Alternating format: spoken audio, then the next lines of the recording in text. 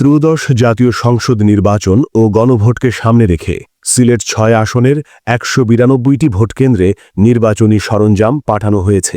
আগামীকাল বৃহস্পতিবার সকাল ৭:৩০ থেকে শুরু হয়ে ভোট গ্রহণ চলবে বিকেল ৪:৩০ পর্যন্ত।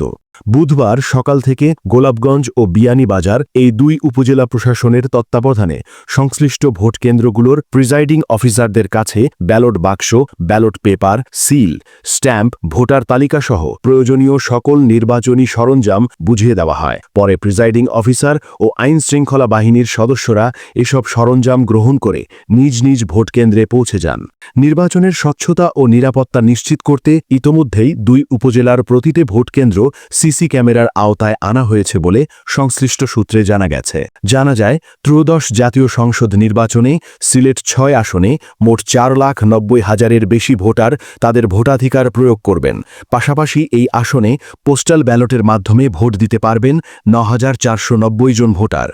হেলিকপ্টার মার্কায় ভোট দিয়ে গণমানুষের নেতা মাওলানা ফখরুল ইসলামকে বিয়ানীবাজার গোলাপগঞ্জ আসনে খেদমত করার সুযোগ দিন।